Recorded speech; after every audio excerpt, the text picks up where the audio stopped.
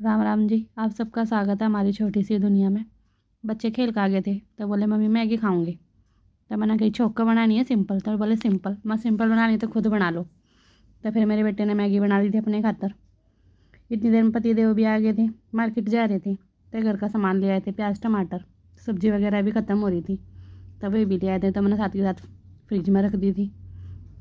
कुछ सूखा सामान भी लेकर आ रहे थे, लेकिन सूखा सामान अभी डब्बा में बतेरा रह रहा था तो मैं कभी डब्बे में तो डालती नहीं था। फिर मैंने सारा पन्नी में तो निकाल के दराज में रख दिया था। फिर मैंने उनके खातर चाय बना दी थी। थोड़ी चाय ज़्यादा बन गई थी तो फिर मैंने भी उनके साथ बैठ कर पी ली थी।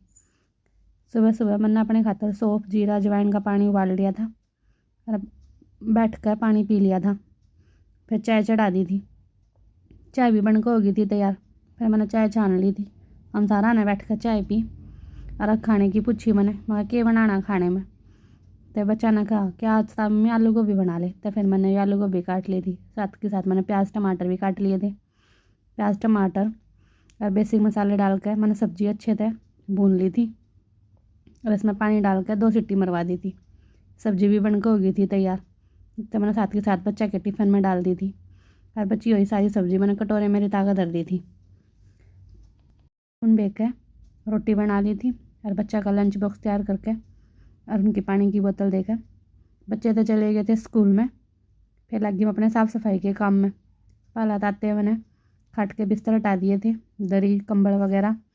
फिर मैंने बेड के भी कंबल लकी तय करके दूसरे कमरे में रखी आई थी। फिर मैंने चादर झाड़ के बिछा दी थी। पहला था मैंने बालका की अलमारी साफ़ करी, फिर मैंने पैनल साफ़ करे, थोड़ी बहुत डस्टिंग वस्टिंग करके फिर मैं झाड़ू उठा लाई थी। फिर मैं लगी झाड़ू काटन। आजकल होता है तूड़े की रनी सी इतनी उड़ा है, दिन में कई बार झाड़ू काटनी पड़ा है, पर फिर भी डंगा कति काबू में नहीं आता। भी दुखी सुखी होकर काम तो सारा करना आया पड़ा है। फिर मैंने सारे तो संगा का अच्छे से झाड़ू काट दी थी, वास वैसन धो दिया था और फिर बाल्टी में पानी डाल लाई थी। सारे पेड़ पौधा में भी पानी दे दिया था। यह नेट लगाने के बाद में घना ही फ़र्क पड़ रहा है, ना तो सारे पेड़ पौधे कति मुरझा गए थे, ये फिर दोबारा से थोड़े हरे हो गए हैं। नेट लगाने का पूरा फ़ायदा हो रहा है। फिर मैं लगाने लगी पोछा। फिर मैंने सारा था कमरा में रसोई में संगवा का अच्छे से पोछा मार दिया था। बाय बाय, मिलते हैं नेक्स्ट व्लॉग में।